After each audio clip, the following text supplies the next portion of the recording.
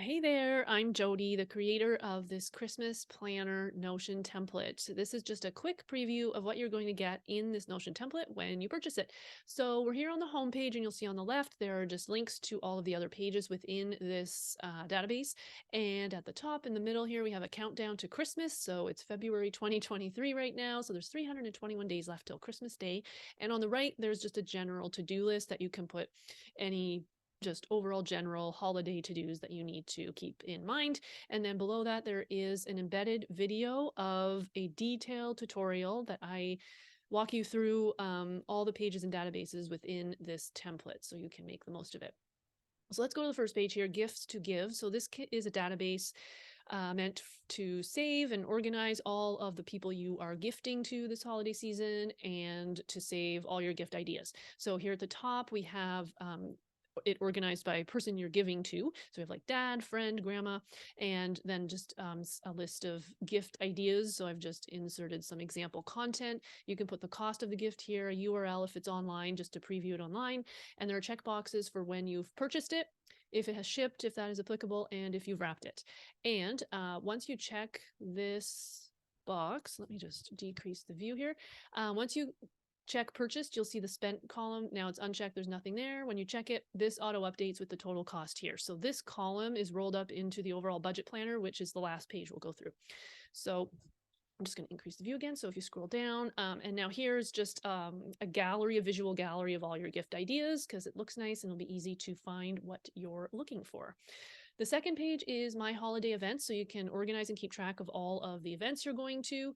So at the top here, you just will want to filter for the current week or whatever week you want to see. I've inserted 5 weeks leading up to the end of the year here, so you can include New Year's as well. And then it will show you the date, and you can insert the time, your RSVP, your status, if you're going or not, and if you're bringing anything. So main course, you're bringing the main course, or there's some other things you can put in here, and you'll see there's a map.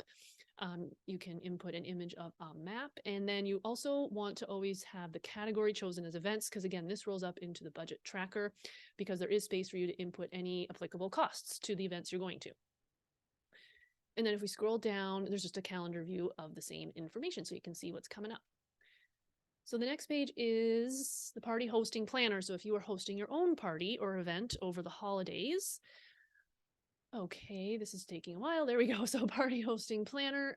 There's a list of to-dos down here and due dates for yourself, and then status updates. Is it not done or done? And then I just have the option of party time. So you can put a line in for the date and time of your party, so you know when that's coming up.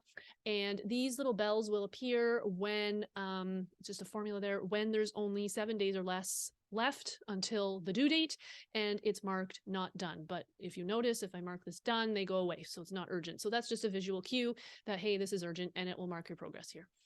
And then below that, there's a shopping list for any groceries, anything, napkins that you have to buy, and you can put the applicable cost here, and that will also roll up into the budget planner. Make sure to choose the category here, so it will automatically roll up into the budget planner, which again, we'll go through in a moment.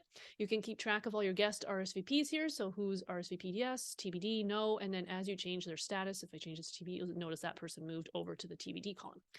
So that's an easy way to keep track of that. And then you can have a meal plan here. So the course over here on the left, and then you can pull in food, recipes, meal ideas from the meal library, which we will go through next. So you can save your recipes and then pull them in here. And then there's just a status of who is someone bringing this? Is a guest bringing it? Do you need to cook it? Is it frozen? Just so you know the status of the food. And then there's a checklist here, manual checklist for any dietary requirements of your guests, so you can easily cross-reference with your meal plan over here on the left. And down below, just a calendar view of those same to-dos from the top. So, whoops, next page is the recipe book, as I mentioned. So you can just save all your recipes here. So this is set up as a nice visual gallery with pictures, and it's organized by course. So there's appetizer, breakfast, etc. And then the view here shows you if the dietary requirements it meets. So you can choose the dietary requirements here, how much prep time, cook time, and a link if it's online, so you can easily reference the recipe online, or you can also view it as a list, also sorted by course. So those pull into your party hosting page automatically. Next page is crafts and things to make. So for all those fun projects you want to work on over the holidays, you can pull them in here. So here's a list of crafts examples, and you can put the status, is it completed, you want to do it, or it's done. And again, you can apply any applicable costs, roll it up with the budget planner. You just have to choose crafts here. That's all. And it will automatically add up all your costs for you. And then below, you can save any online materials, supplies, kits, or tutorials that you want to reference or just save. So the next page after that is books to read and movies to watch. So on the top, you'll have a list of all your books. You can also view it as what you're currently reading, what you want to read, and what you've already read. And the status will show up here as well. This is just all the books. And below that, it will show always what you're currently reading, as well as your status based on the total number of pages and the page you're currently on. And then on the right, there are movies. So you can plan for all the movies you want to watch. You can choose a genre. The date here is if it is scheduled on old school TV, so you know when to watch it. This particular movie example is on DVD, so you can also set a date and time if you want to have a family date or friend date to watch together and you want to schedule it in your calendar.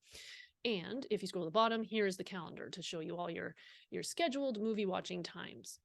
And then the last page is that holiday budget planner I mentioned. So for the pages that have costs applied to them, they will roll up here.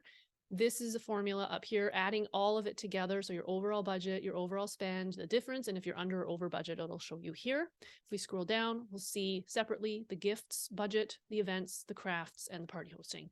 And all you have to do here is manually input your overall budget for each category. And then again, these will roll up automatically, the overall spend from the respective pages for these categories, and tell you if you're over or under budget for each one. So that's everything for the Christmas planner.